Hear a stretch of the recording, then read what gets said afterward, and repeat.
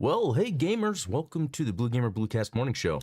I'm your host, Adam Blue, 30 plus year video game veteran, where every morning, Monday through Friday, I'll talk about the latest gaming news, the gaming things I've been getting into, gaming. So today, I'm using the same service. So I'm using Streamlabs to do everything, and it's like, it has the downloadable OBS Ultra, Streamlabs Ultra, and then there's the Talk Studio, the web version. I've mainly been using the web-based version, but I realized for the video game show, I want to show gameplay a lot.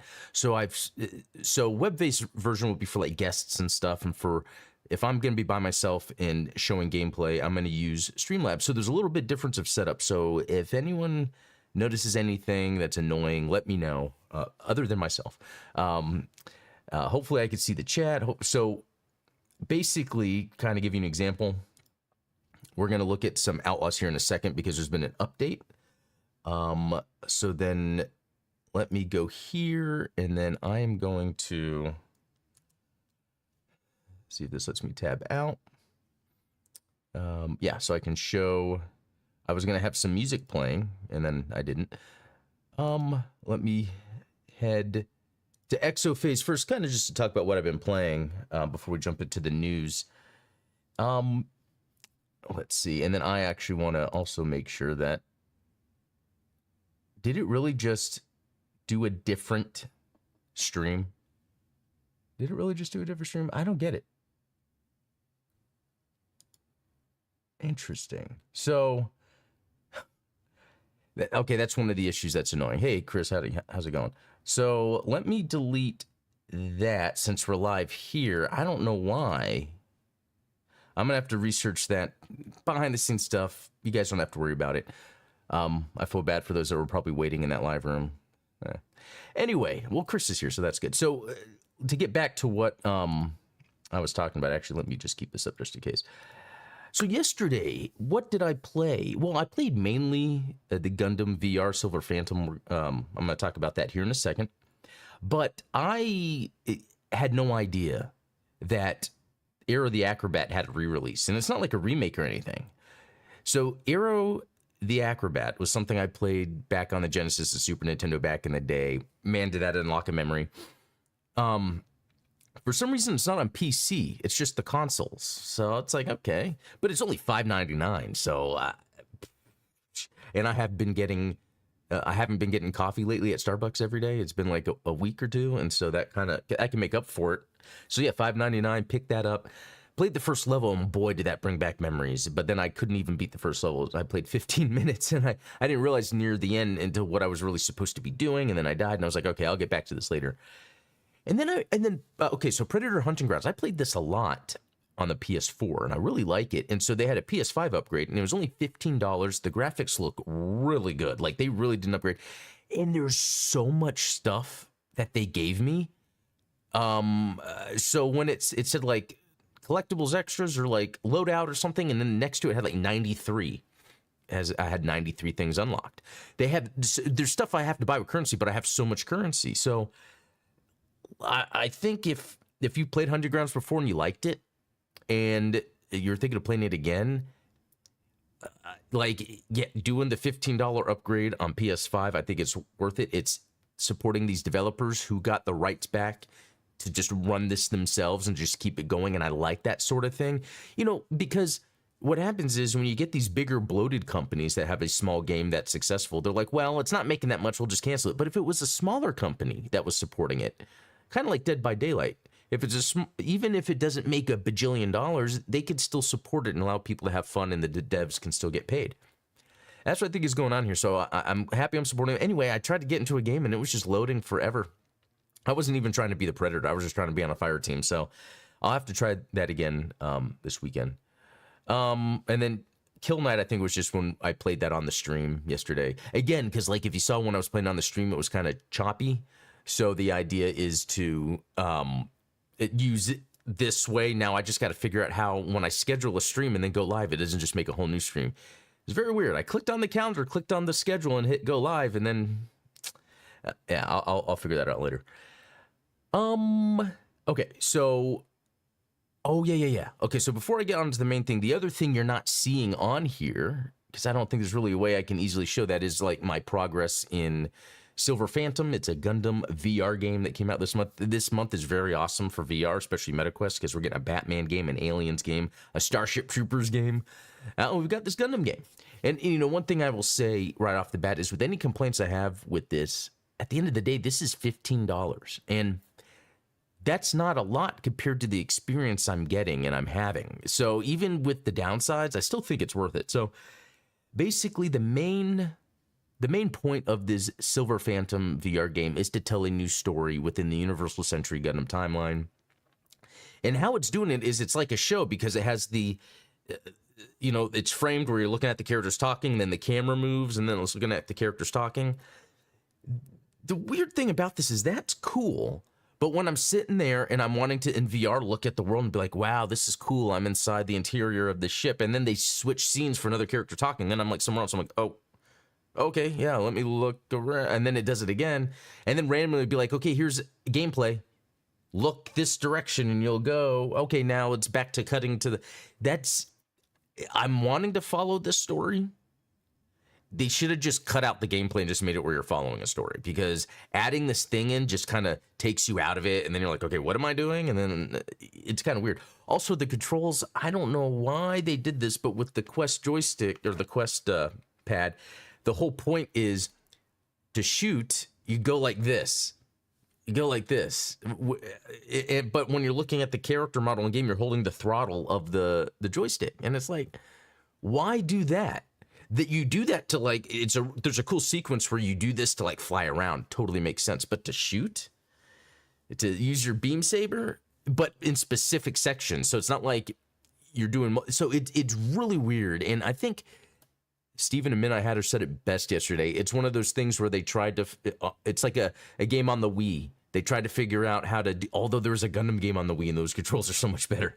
Yeah, now that I'm thinking about it. So very strange what they did here. But then there's a game mode where you pick up and hold a Gunpla with one hand, but then you're holding, you know, the Oculus controller with the trigger, and you're like shooting, and then there's the extra things to shoot on the top, and then use the thumbstick to slash your beam saber, and like, okay, that makes sense. That's actually in line with the Wii controls, and that's a lot of fun.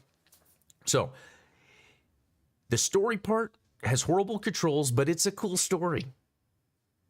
The main game mode that allows you to do a lot of action is done very well. So you got to give it that. And then there's this other mode I haven't tried yet. I'm going to probably wait till I finish the story. I don't know how long that's going to be, because it's again, it's more of a movie that changes the scenes. So anyway, I'm going to do a full review on the Gundam Explained channel of the VR, but not here, just because no one talks about Gundam games, unfortunately. So that doesn't really help this channel, but on the Gundam Explained, that's the point of Gundam Explained, is to spread the word. So I'm going to switch to this real quick, because this is what I want to jump into some gameplay of. Ubisoft starts its Star Wars Outlaws Redemption Tour with a patch addressing every single annoyance I had, a massive stealth revamp, speeder bike fixes, and more. Let's go through this real quick. I don't think there's a lot here to say. The patch notes begin with a doozy. Tweak the overall stealth experience by adjusting AI detection, the number of NPCs, and their positioning, patrol pathing, camera detection, highlighting environmental opportunities to reduce player friction. We already got a smaller stealth patch last month, but these tweaks look much more substantial. Moving enemy positions and patrol routes around is the kind of thing that's wild to see tweaked in a post-launch patch. I will say, though, that after the initial stealth section that I hated, once I understood the game more, they were not an issue. So I think what it is, though, is the beginning stealth section turned people away. Even though if you just make it through that, it's really not a big deal, because I've been going back, you know, I've been going back. They said they made some improvements. I don't know, but I'll like have to go back to those areas to get stuff once I get a key and stuff. And it's like, now I know like what to do and how to get around it real quick. So I don't know. I don't think that's too big of a deal, but, and he's saying, but for my money, the most welcome changes are for the speeder bike. The devs have improved a speeder's response and reaction when called. That I never had issue with. In fact, I loved that when you'd call it and then you'd see it coming zooming past you, but sometimes it would like go around and then come back to you. But I felt like that made more sense than it just popping next to me. Like, you know, something like you're just making it materialize. I would prefer, I like it having its like character, but this part makes sense. They've also improved speeder collision with the environment to reduce being knocked off the speeder. And that was a big one. There's times where I'm just clipping a rock or something that's more of a ramp style thing, where half the time that works, half the time I would hit it and then I go flying, and it's like whoa, whoa, whoa, whoa. So that makes sense for them to work on that. Let's see. The other thing that I didn't know, and now I'm sad that I was been playing this way, but they fixed it, is the devs have fixed an issue where FOV was not working correctly when in 21:9 mode on consoles. Oh, but that's on consoles, so maybe then it's not an issue. The ultra-wide screen mode, the game defaults to previously just cut off the top and bottom of your view, and now it actually shows more of the game. But let's dive in and see. Actually, I'm gonna load up the game here, just so we could quickly look. And so one thing, this game just runs well, and even seen it on stream here. I'm glad I'm not doing it the other way. So a couple things. They said there's something about, oh, you know what? I'm not even in a shooting area where I can really do anything shooty wise. So I wonder if I should fast travel somewhere. I didn't think about that, because I actually haven't loaded this game up for a while. Yeah, that's like more of a city area to do some things. Let's see. Let's go to and then, yeah, maybe let's go here, because I've done so much in the main planet, and I'm trying to, I guess, yeah, my next, yeah, I did a whole lot in Tashara, whatever that starter planet was, and now I decided I wanted to move around to see what more stuff I can unlock, because I really like the way the game does, like, its progression between the quests, because a lot of quests you do is for like unlocking stuff. Okay, so I don't know unless I get into combat, I guess, what the controls are going to be. What's that? Ooh, Slice Imperial Network. That sounds fun. I'll probably get to that later. Anywhere that there could be. Okay, let me do this. Let me call on my speeder. Speeder. We need to pick up the pace. Okay. Yeah, okay. That's cool. I'm not too big of a deal. Where can we go? Yeah, let me just head down that way. Okay. Yeah, I think this game looks great. And yeah, even I think this stream is 30 FPS, but this is running at, it has to be above 60. Okay, there's some stormtroopers. Maybe we can get into a battle to see how different the combat is. Take that guy out. Oh, he's running. Actually, you know what? I think I did some combat here before. And I'm using like a wanted, so this is gonna get nuts.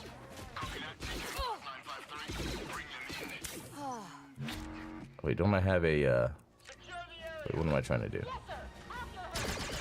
Yeah, this is actually my first time using the rapid fire. Okay, I'm gonna switch guns. Oh, that's cool. I think he killed himself. And then what I can do, oh, there's a guy that's gonna set off an alarm. Oh, is he inside? Okay, come on. Lost them. Perfect. We're spotted next. Oh, if I don't get this, yeah, man.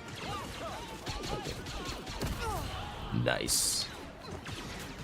Oh, it seems like the dash is a little faster. Unless that's just me.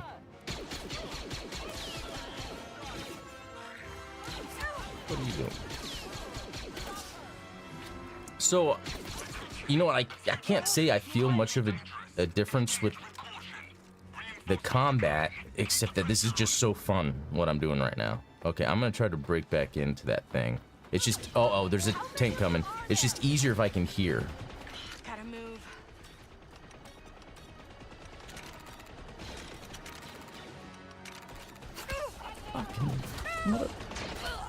Okay, eliminated. But that was pretty fun.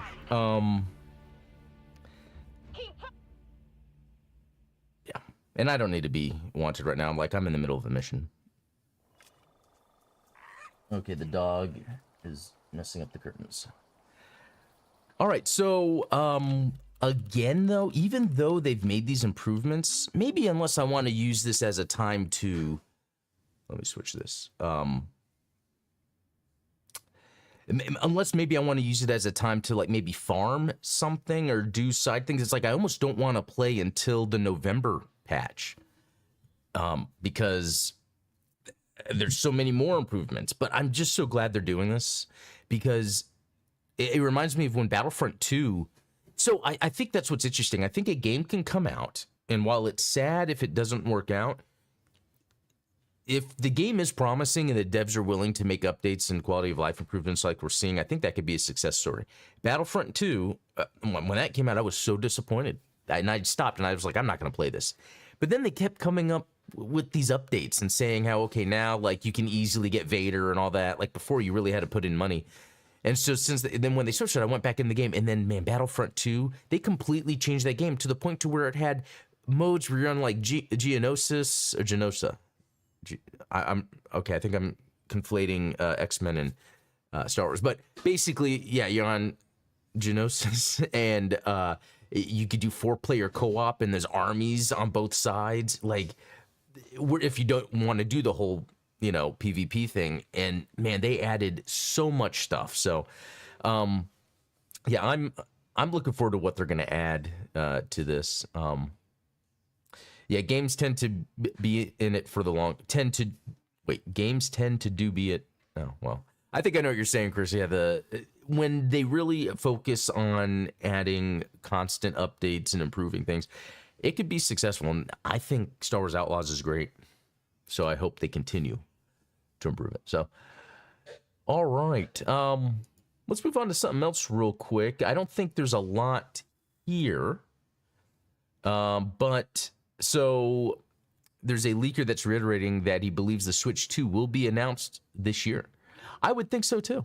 I think if we're going to get a March release or something like that, March or April release, which that was the same, wasn't that the same with the Switch and the Wii U? I think that's kind of how they do it.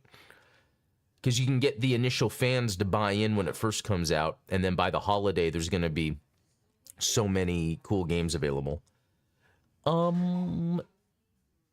Let's see. I don't think there was anything else I really cared. Yeah, Silent Hill 2 Remake. So this was surprising. IGN gave it an 8. Let's see if we can. Oh no, okay. I thought that was gonna make this text bigger. So an 8. Silent Hill 2 is a welcome modernization of a survival horror masterpiece. It smoothly polishes down the rough edges of the original game's combat while taking a piece of heavy grit sandpaper to scuff up every rust and mold-covered surface of its nightmarish environment, successfully making them appear far more abrasive and menacing to explore. Previously primitive boss battles have been transformed into substantially more intense encounters, and its intimidating audio design kept me acutely aware that every fog-cloaked street I walked down could quickly hurry me towards my own dead end. It does feel a little padded out in parts, and I do wish that Bluebird team had streamlined some of its more convoluted puzzle sections to prevent the story's momentum from sagging on occasion. Okay, that's a valid complaint that you see in games often. Still, intermittent pacing problems aside, Silent Hill 2 is a great way to visit or revisit one of the most dread-inducing destinations in the history of survival horror. So I was really just going to ignore playing this. I played the original but never beat it, and I was like, that's fine. Survival horror, for me, survival horror is very different because, like, to me, Bloodborne is the ultimate survival horror game. Because you're trying to survive, and it's horrifying. But so sometimes when I play a game where like it's setting or it's like using movie style tricks to scare you, I'm not that scared. And so then if that is the main point of it, then for me everything else falls flat. But saying that they improved combat and boss encounters, that could make it interesting. There There was another game. Yeah, so yeah, I think that's very interesting. There's when it comes to survivor horror, there is the gameplay mechanics where you're at the edge of your seat because you could die and have to start over again with some scary looking things. But then there's games where they just like do jump scares and make things look scary. Yeah, very different types of horror games. Oh, did it autocorrect, Chris? Yeah, that don't you just hate that? You'd think it'd be better by now. The AI autocorrect, right? Okay. Okay, let's go to some video game news. Palworld finally launches for PS5 consoles in Japan. Good for them. This is amidst the lawsuit that is currently happening. So at least if something has to happen, some people get to play before them. But this can also... Nintendo needs that little poking and prodding to be like, hey, try to do a little more with your stuff. Oh, and there's actually a video I guess there's a bigger YouTuber. I don't know who he is. He has a mustache and he rants about stuff. He's a programmer. He did a video, and it's not a video gamer style YouTuber, right? It's more about tech companies, software, whatever. And he did a video complaining about Nintendo right now, and it's all the things I've been talking about. And I'm glad to hear people that have voice and influence understand that and be able to communicate that like Nintendo is being anti-consumer right now. It's almost how are they benefiting as much as it's almost like they want to protect themselves. It seems more like a psychological thing than an actual like monetary or whatever. Do they really have to worry about something? And I think it's like you have to prove that. Oh, Hogue did a video on it too. Excellent. Thank you for letting me know that. I must have missed that because I do follow him. Cool. Thanks for letting me know. All right. Is the Star Wars franchise in crisis? Well, I would say the franchise as a whole. Yeah. After the Acolyte, I mean, even whether you liked it or not, just how the internet went about it. And then hearing it went up to, what was it, 400 million or three? Like, maybe I think it's just 300 million. I don't want to go crazy, but they found out there was more spent to make the Acolyte. And it's like, and then you look at what they did with the Boba Fett show and the Obi-Wan show, and it's like, what are we doing? What are we doing? Even though, and I think that's what's contributed to Outlaws. I mean, there's some other little factors that I'm starting to learn are kind of valid, but I think what's contributed is these past few Star Wars things come in are just not that exciting. So by the time the game comes out, it's like people are passing on it. Let's see. From Software to increase average basic salary pay by around 11%. That's interesting. Well, one, that's Japan, but that is higher than inflation in the U.S. So I think, it was like 2 years ago, but that's cool to hear. I hope this means that this is, getting them excited for the next thing they're making. Who knows what it could be? The other is the another Armored Core, another Souls-like. I'm sure with Elden Ring done, who knows if they're going to be like, let's do Elden Ring 2 or Bloodborne 2 or something else entirely. I'm up for them doing something else entirely. I loved Elden Ring a lot, but then once I loaded up the DLC, I felt like, you know what, I've moved on past this game. That's so weird. I did that with Dark Souls 3 DLC also. Bloodborne DLC, went through that. Dark Souls 2 was part of it. Dark Souls 1 was part of it, but yeah, I guess, yeah, I don't know. So Diablo 4 will be PS5 Pro enhanced, franchise boss says. That's awesome because it's a Microsoft game on a Sony platform, hats off to Microsoft doing all that stuff. All right. Oh, wait a minute. Different report. It says around 12%. This says approximately. Okay, so this was Game Industry Biz. This is VGC. So you know what, Game Industry Biz? Shout out to you for putting the specific stuff. Chris, part of the problem is level of grifting. Yeah, it's insane, the grifting that's happening. Like, I feel like there has to be this thing that happens where someone gets in enough trouble exposed online where it causes people to kind of chill on their grift. I really feel like that needs to happen. People are, there's, and the thing about that is it buries the real issues. because then people are just grifting about, you know, whatever. Bots and scalpers are ruining League of Legends world ticket sales. Yeah, sales. Yeah, that's a thing. Bots and scalpers. Cool. Fallout successful. Yeah, again, that, blah, blah, blah, blah. YouTube Shorts being extended to 3 minutes. I mean, that's not really gaming news, but that's making me think about my content. Actually, I think that could be pretty cool. Especially if I just want to do like a quick review and I don't feel like really making it, like editing things together. Maybe I can do a thing where it's like I have a game clip up and then I'm using my phone and I'm just like, hey, this is what I think about this game, and then make it about 3 minutes. I don't know. We'll see when that rolls out. Because that's the thing. Just like I was showing you with the Silent Hill review, I didn't watch that video on IGN.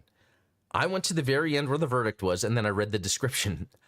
I was thinking about, I was actually talking with David Jaffe, not really directly, but like on his stream, that was the discussion about like these reviews, where even yet when he's reading reviews, he'll kind of get to the facts real quick.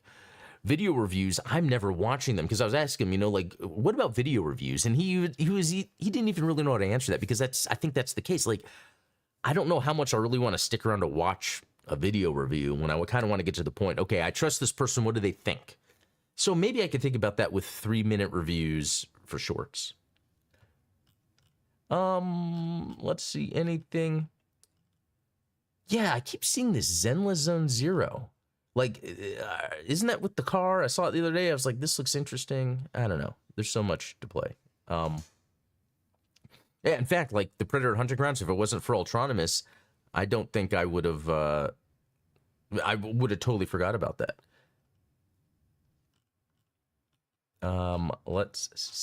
Civilization 7. I haven't really been paying attention to that. Oh, Vice President of Rainbow Six has left Ubisoft. That could be good or bad. I mean, I would think there could be some revitalization occurring. You know, I don't know this person. Hopefully they're doing well. Let's see. Dragon Ball Sparking Zero opening video leaked. I mean, is that really a leak? Doesn't that seem like marketing? Let's see. Oh, new studio, day for night. I need to say this out loud so I remember if I see this. It's formed by Ubisoft Milan and Rockstar alums. So we'll see. Partnering with Krafton.